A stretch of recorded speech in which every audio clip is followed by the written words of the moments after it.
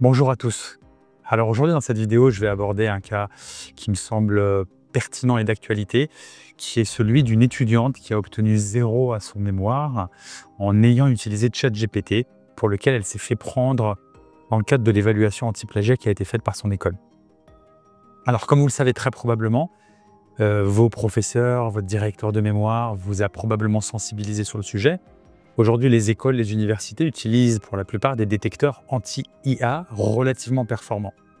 Alors, quand je dis relativement performants, ça veut dire des détecteurs qui ne sont pas des détecteurs gratuits que vous avez, auxquels vous avez accès sur Internet, mais vraiment des détecteurs professionnels, tels que Compilatio par exemple, Turnitin, Original, pour citer les principaux, qui sont de gros logiciels qui sont utilisés dans le monde entier par de nombreuses universités. Et ces logiciels sont des logiciels qui sont relativement puissants puisqu'ils ont des technologies qui sont relativement élaborées avec de grosses équipes de recherche et développement. Ce sont des entreprises qui génèrent des millions d'euros chaque année, depuis d'ailleurs plus d'une décennie, et qui collaborent avec les universités en matière de détection du plagiat. Donc aujourd'hui, elles se sont réorientées, elles se sont diversifiées, on va dire, sur la détection de l'IA, donc du contenu issu de l'intelligence artificielle. Et je souhaitais effectivement partager avec vous ce cas de figure, qui est un cas de figure qu'on voit apparaître de plus souvent. D'ailleurs, vous pouvez retrouver ce cas de figure sur Internet, parmi beaucoup d'autres. C'est un cas qui est assez récurrent sur Internet aujourd'hui avec l'IA qui est nouvelle. Et de nombreux étudiants cèdent à la tentation de déléguer toute la rédaction à ChatGPT. Le problème, c'est que, alors il y a plusieurs problèmes. Le problème, déjà, le premier, c'est qu'il y a des garde-fous qui sont mis en place par les universités. C'est ces fameux détecteurs anti-IA qui fonctionnent très bien, puisque dans 90% des cas, ils vont détecter le contenu issu de l'intelligence artificielle. Et deuxièmement, le contenu issu de l'intelligence artificielle fait des erreurs, hallucine, entre guillemets, c'est-à-dire qu'il y a des erreurs parfois en termes de sources, en termes d'analyse.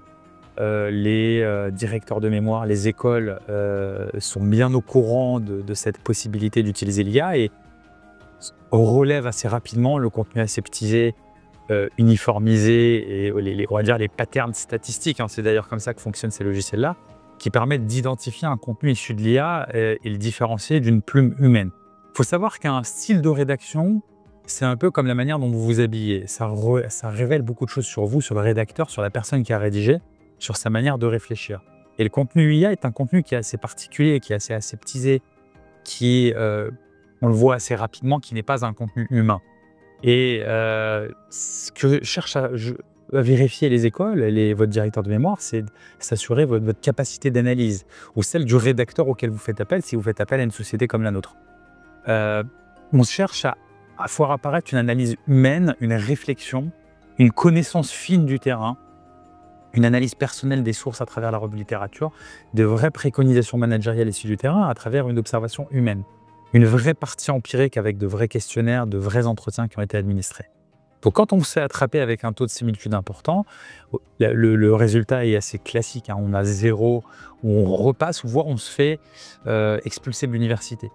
Dans le meilleur des cas, si le professeur est bienveillant, il vous autorise à réécrire. Maintenant, sachez que vous allez entacher la relation que vous avez avec votre école, avec votre directeur de mémoire.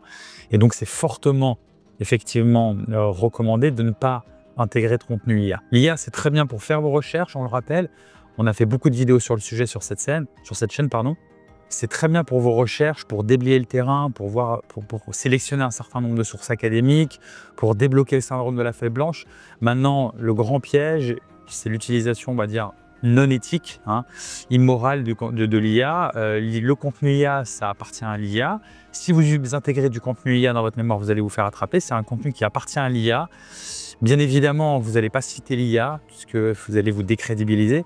Donc, on rédige personnellement, ou c'est un rédacteur humain qui rédige au même titre que ce que nous fournissons dans le cadre de notre société d'aide à la rédaction académique.